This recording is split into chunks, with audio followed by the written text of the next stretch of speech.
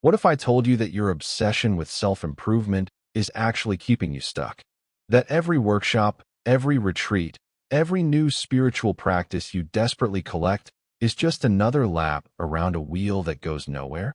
Yeah, we need to talk about this. Look, I get it. You've read the books. You've done the meditation challenges. You've followed the gurus on Instagram who promise that if you just wake up at 5 in the morning and journal for 3 hours while standing on one leg, you'll finally unlock your true potential. But here's the uncomfortable truth nobody wants to say out loud. You're not growing anymore. You're performing. You're performing growth, and there's a massive difference. Let me paint you a picture. Every Sunday evening, you sit down with your color-coded planner, and you map out your spiritual routine for the week. Monday is meditation and affirmations. Tuesday is yoga and gratitude journaling. Wednesday is breath work and visualization. Thursday is another online course about manifesting abundance. Friday is your healing circle on Zoom.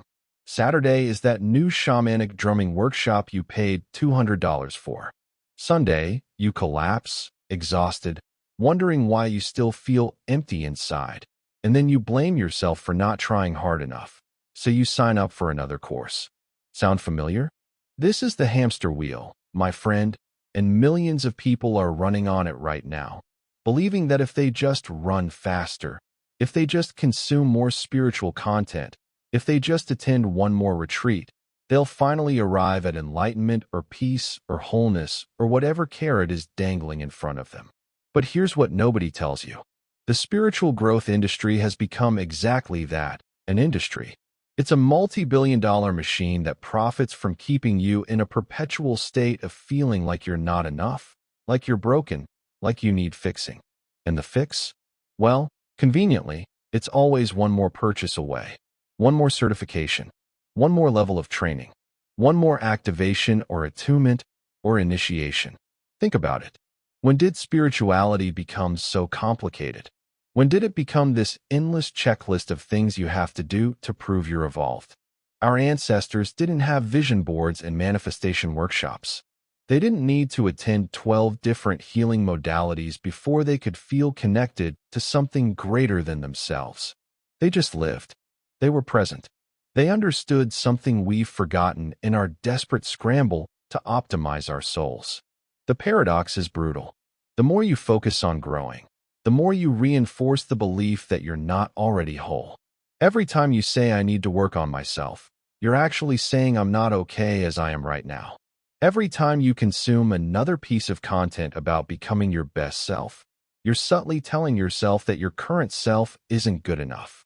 It's a vicious cycle, and it's designed to keep you coming back for more. Let me share something personal.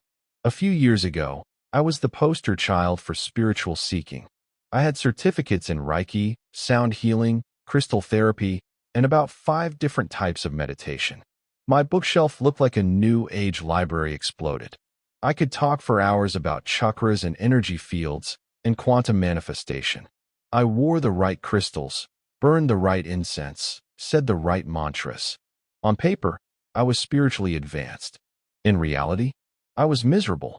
I was exhausted from trying so hard to be enlightened. I was anxious about whether I was doing my practices correctly. I felt guilty every time I missed a meditation session. I compared my spiritual progress to others if we were in some kind of cosmic competition. One day, I was sitting in yet another workshop, this one about integrating your shadow self, and the teacher said something that made me want to laugh and cry at the same time. She said, the goal of all this work is to eventually realize you never needed any of it. And I just sat there thinking, wait, what? You're telling me I spent thousands of dollars and countless hours to learn that I didn't need to spend thousands of dollars and countless hours? But she was right. She was absolutely right. The truth that the spiritual growth industry doesn't want you to know is this: you're not broken. You never were. You don't need fixing. You don't need upgrading. You don't need to unlock new levels of consciousness like you're playing a video game. You're already whole. You're already enough. You're already connected to whatever divine source or universal energy or higher self you're seeking. The seeking itself is what creates the illusion of separation. Now, Before you think I'm saying spiritual practices are worthless, hold on. Meditation is wonderful. Yoga is beautiful. Therapy is valuable. Reading books that expand your perspective is great. But there's a massive difference between engaging in these things from a place of wholeness and engaging in them from a place of lack. One is nourishing, the other is depleting. When you meditate because you think you're broken and need fixing, meditation becomes another task, another obligation, another thing you can fail at. When you meditate simply because sitting quietly feels good, because it's a gift you give yourself, because you enjoy it, that's completely different. See the shift? One comes from fear and lack, the other from love and abundance. The hamster wheel runs on the fuel of never enough. You're not spiritual enough. You're not healed enough. You're not conscious enough. You're not manifesting enough. You're not vibrating high enough. It's exhausting because it's designed to be endless. There's always another level, always another healing that needs to happen, always another layer to peel back, always another certification or initiation or activation. And let's talk about spiritual bypassing for a second, because this is a huge part of the problem. Spiritual bypassing is when you use spiritual practices to avoid dealing with real, uncomfortable emotions and situations. You've probably done it. I know I have. Something painful happens, and instead of sitting with that pain, you immediately jump to, everything happens for a reason, or this is just the universe teaching me a lesson, or I'm releasing old karma. Sometimes those things might be true, but sometimes you're just scared to feel your feelings, so you wrap them up in spiritual language and shove them aside. The hamster wheel loves spiritual bypassing because it keeps you stuck in your head, analyzing and theorizing about your growth instead of actually living and feeling and being human. You end up with people who can talk eloquently about the nature of suffering, but have never actually allowed themselves to truly grieve. People who post inspirational quotes about unconditional love, but can't have a difficult conversation with their partner. People who claim to be on a high vibration, but are actually just repressing anger and sadness. Here's another uncomfortable truth. Sometimes what you call spiritual growth is just good old-fashioned avoidance. Sometimes going to another retreat is easier than having that difficult conversation with your family. Sometimes signing up for another course is easier than sitting with the discomfort of not knowing what to do with your life. Sometimes collecting spiritual knowledge is easier than actually implementing any of it. The hamster wheel becomes a socially acceptable way to stay busy while avoiding the messy, uncomfortable, real work of actually living your life. So what does it look like to get off the wheel? It starts with questioning everything you've been told about how spirituality and growth should look. Who said you need to meditate for an hour every day? Who said you need to have your chakras aligned and your aura cleansed and your past lives healed? Who decided that there's a right way to be spiritual? The answer is, the industry did, because confused and insecure people buy more products. Getting off the wheel means permitting yourself to be exactly where you are right now without needing to fix or improve or optimize anything. It means you can skip your morning routine without guilt. It means you can stop reading self-help books and just live your life. It means you can unfriend the spiritual influencers who make you feel inadequate. It means you can admit that maybe you don't resonate with that practice everyone says is life-changing.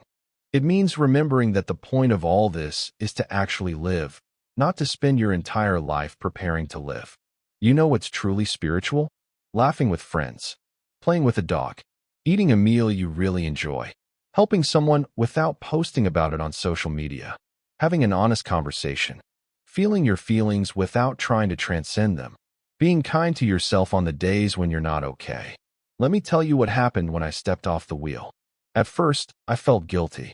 I felt like I was being lazy, like I was giving up on my growth. The voice in my head said, if you don't do your practices, you'll lose all your progress, you'll backslide, you'll become unconscious again. But I pushed through that fear, and I just stopped. I stopped forcing myself to meditate. I stopped going to workshops. I stopped reading spiritual books. I stopped following spiritual teachers. I stopped performing spirituality. And you know what happened? Nothing bad. In fact, everything got better. Without the constant pressure to be more evolved, I actually became more present. Without the endless spiritual to-do list, I had time to just be with people I love. Without the comparison and competition, I felt more at peace than I ever did when I was trying so hard to be peaceful. Turns out, the seeking was the problem, not the solution. I still meditate sometimes, but only when I actually want to, not because I think I should. I still read books that interest me, but I don't treat them like instruction manuals for how to be a proper human. I still appreciate nature and beauty and connection, but I don't need to frame it in spiritual language or post about it for validation. I'm just living, and living is the most spiritual thing you can do. Here's the thing about actual transformation. It doesn't happen because you're trying to transform. It happens when you stop trying and start being. It happens in the moments when you're not thinking about your spiritual progress at all. It happens when you're fully engaged with whatever's right in front of you, whether that's washing dishes or having a conversation or feeling sadness or experiencing joy. Transformation is a byproduct of presence, not a goal to achieve. The people who have genuinely changed my life, the ones who seem to have this quality of peace and wisdom that's real and not performed, they're never the ones who talk about their spiritual practices. They're never the ones collecting certifications or posting about their healing journey. They're just present. They listen. They're kind. They're honest. They laugh at themselves. They admit when they're struggling. They're human, beautifully and messily human. And that's what makes them actually spiritual. You want to know the secret? There is no secret. There's no hidden knowledge that will suddenly make everything make sense. No practice will finally make you good enough. No amount of healing needs to happen before you can start living. You're ready right now. You've always been ready. You just forgot, and the spiritual growth industry has been profiting from your forgetting. So I'm going to say something radical. What if you're already enlightened and you just haven't noticed? What if your true nature is already perfect and whole, and all this seeking is just a detour? What if the point isn't to become something you're not, but to remember what you've always been? What if you stopped trying to grow and just started being? I know this is hard to hear if you've invested years and thousands of dollars into your spiritual growth. I know it feels like I'm saying it was all worthless. That's not what I'm saying. Everything you've learned has value, and every experience has taught you something. But maybe what it's taught you is that you don't need any more teaching. Maybe the final lesson is that there are no more lessons. Maybe the growth you've been chasing is recognizing that you don't need to grow. This doesn't mean you stop evolving or learning or experiencing life. It means you do all those things from a place of wholeness instead of lack. You explore because exploration is exciting, not because you're trying to fix yourself. You learn because learning is fascinating, not because you're inadequate. You try new things because life is rich and varied, not because you need to become someone different. The hamster wheel is seductive because it gives you the illusion of progress, the illusion that you're doing something important, the illusion that you're better than you were yesterday. But real peace, real presence, real wholeness, it doesn't come from doing more. It comes from accepting what is. It comes from stopping the exhausting performance of spirituality and just being human. So here's your permission slip. You don't have to do any of it. You don't have to meditate or manifest or heal or grow or transcend or ascend or activate anything. You can just be. You can be messy and confused and imperfect and still be exactly what you're supposed to be. You can have a bad day without needing to find the spiritual lesson in it. You can feel angry or sad or jealous without immediately trying to transmute those emotions into something more palatable. You can be ordinary, and that can be enough. The spiritual growth hamster wheel will keep spinning whether you're on it or not. There will always be new trends, new teachers, and new practices promising to be the one that finally gets you there. But where is there? When do you arrive? The answer is never, because the game is designed to keep you playing. The only way to win is to stop playing. What would your life look like if you stepped off the wheel? What would you do with all that time and energy and money you've been pouring into trying to fix yourself? What would it feel like to wake up tomorrow and not have a spiritual to-do list? What would it be like to just trust that you're okay exactly as you are? I'll tell you what it feels like. It feels like freedom. It feels like coming home to yourself after a long journey. It feels like exhaling after holding your breath for years. It feels like being human is finally enough. Now, I want to hear from you. Are you on the spiritual growth hamster wheel?